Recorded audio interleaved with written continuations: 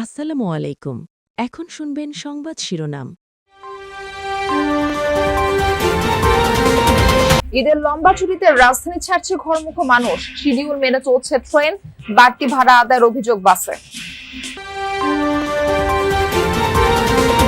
ঈদের ছুটিতেও মন্ত্রিসভার বৈঠক, ধর্ষণ সহ নারীর প্রতি সহিংসতার মামলাগুলো দ্রুত নিষ্পত্তির নির্দেশ প্রধানমন্ত্রীর।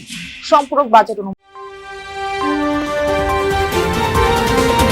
বিদেশি পরামর্শকের মত উপেক্ষা করে সংসদে সরবরাহ করা হয় নিম্নমানের হেডফোন। এমপিদের অসন্তোষ, অনভিজ্ঞ ঠিকাদারের কারণে শব্দ। নানামুখী চাপে বাড়ছে মুদ্রাস্ফীতি, নিয়ন্ত্রণমূলক নীতিতেও লাগামহীন দামের পারও ব্যয় সামাল দিতে হিমশিম সাধারণ মানুষ। এতক্ষণ শুনছিলেন সংবাদ শিরোনাম। এখন শুনবেন বিস্তারিত। ঈদুল ফিতর উপলক্ষে এক সপ্তাহের লম্বা ছুটিতে দেশ, পরিবার প্রিয়জনের সাথে উৎসব মুখর পরিবেশে ঈদ উদযাপনে রাজধানী ছাড়ছেন ঘরমুখো মানুষ। রাজধানী ছেড়ে বাড়ির পথে ছোটা নগরবাসীর ঈদযাত্রার খবরাখবর জানবো আমাদের সহকর্মীদের কাছ থেকে। শুরুতেই আমরা যাচ্ছি রিয়াজ রায়হানের কাছে। তিনি আছেন সদরঘাটে। রিয়াজ, বিপুল যাত্রী চাপ দেখা যাচ্ছে, কোনো ভোগান্তি বা টিকিট সংকট রয়েছে কিনা এই বিষয়ে একটু জানাবেন। আজকে থেকে মূলত গতকাল থেকে ছুটি শুরু হলো, আজকে থেকে মূলত সবচেয়ে বেশি মানুষ বাড়ির পথে ঘুরেছেন। তারা ঈদ পূর্বের প্রিয়জনের সঙ্গে তারা সদরঘাটে দক্ষিণাঞ্চলে মানুষ যায় এবং দক্ষিণাঞ্চলের বেশ কয়েকটি জেলায় এই সদরঘাট দিয়ে যাওয়া আসা করেন এবং প্রায় 37টি রুটে জাহাজ চলাচল করে। আজকে বিএডব্লিউটির তথ্য যেটি বলছে যে প্রায় শতাধিক লঞ্চ আজকে এই সদরঘাট টার্মিনাল থেকে ছেড়ে যাবে। পাশাপাশি বসিলা এবং শিমুলিয়া যে দুটি ঘাট নতুন করে করা হয়েছে সেখানে আপনারা এসে দেখতে পাচ্ছেন যে প্রত্যেকটি লঞ্চে তিল ধারণের ঠাঁই নেই এবং যেই আজকে থেকে একটি নিয়ম করা হয়েছে যেটি হচ্ছে কোনো ধরনের নির্ধারিত সময় নেই, যে লঞ্চটি মানুষে পরিপূর্ণ হয়ে যাবে সেই লঞ্চটি সাথে সাথে নির্দিষ্ট গন্তব্যে ছেড়ে যাবে এবং সেটি হচ্ছে সকাল থেকে প্রায় 15 থেকে 20টির মতো লঞ্চ ইতিমধ্যে ছেড়ে গিয়েছে, যেগুলো মূলত বিকেলবেলা ছাড়ার কথা ছিল।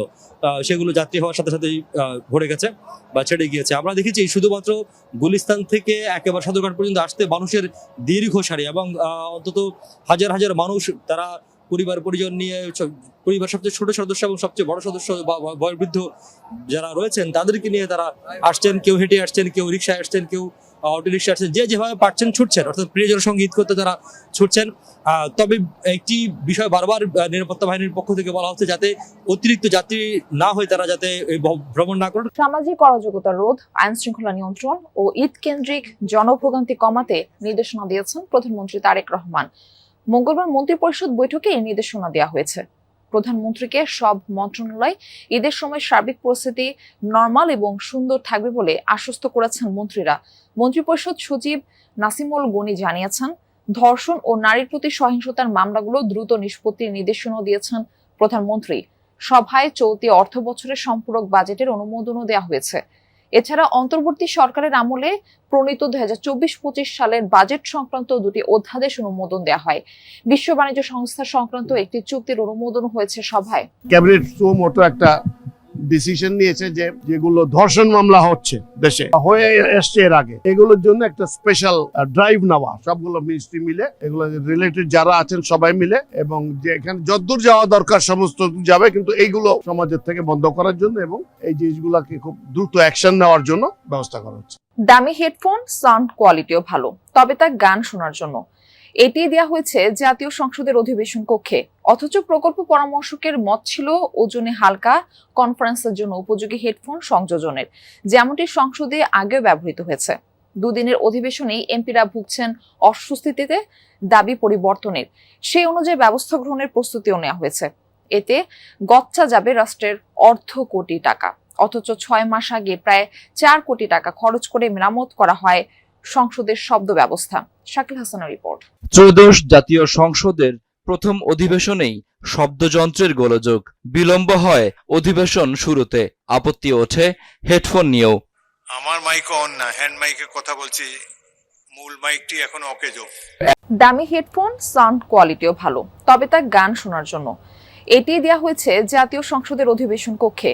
অথচ প্রকল্প পরামর্শকের মত ছিল ওজনে হালকা, কনফারেন্সের জন্য উপযোগী হেডফোন সংযোজনের, যেমনটি সংসদে আগেও ব্যবহৃত হয়েছে।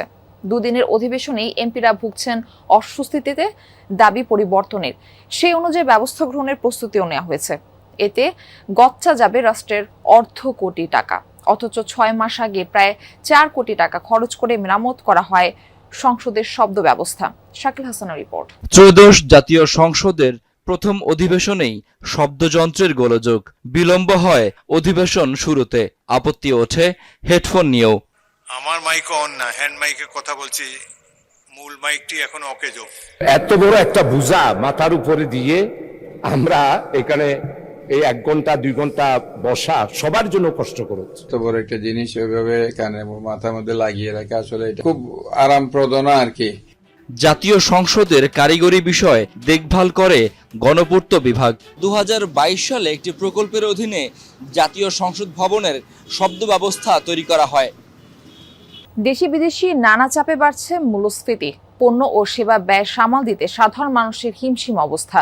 নিয়ন্ত্রণমূলক মুদ্রানীতিতেও লাগামহীন দামের বারুদ। বাজার ব্যবস্থা ঢেলে সাজাতে শুরু করা যায়নি সংস্কারও। ক্যাব সভাপতি বলছেন তদারকির বিকল্প নেই। বিশ্লেষকরা বলছেন মূল্যস্ফীতি নিয়ন্ত্রণে নতুন সরকারকে কার্যকর উদ্যোগ নিতে হবে, খুঁজে বের করতে হবে সমস্যা। বেশ কয়েকদিন ধরেই অস্থির ভোজ্য তেলের বাজার। সরবরাহ কমিয়ে দেবার কথা বলে বাজার থেকে তেল উধাও। মধ্যপ্রাচ্য যুদ্ধ দামামায় আতঙ্কে ক্রেতারাও কিনছেন প্রয়োজনের বেশি।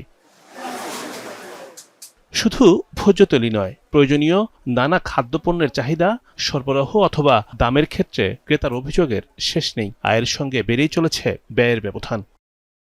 সবশেষ তথ্য অনুযায়ী গেল ফেব্রুয়ারি মাসে সার্বিক মূল্যস্ফীতির হার 9.13%। একই সঙ্গে 9% বেশি খাদ্য এবং খাদ্য বহির্ভূত মূল্যস্ফীতির হার, অর্থাৎ পণ্য কেনার সময় ক্রেতাকে বাড়তি গুনতে হচ্ছে 9 টাকার বেশি। নতুন সরকারের সামনে মূল্যস্ফীতি নিয়ন্ত্রণই এখন অন্যতম বড় চ্যালেঞ্জ। মূল্যস্ফীতি নিয়ন্ত্রণ করা আবশ্যক, কারণ মূল্যস্ফীতি দীর্ঘদিন ধরে উচ্চ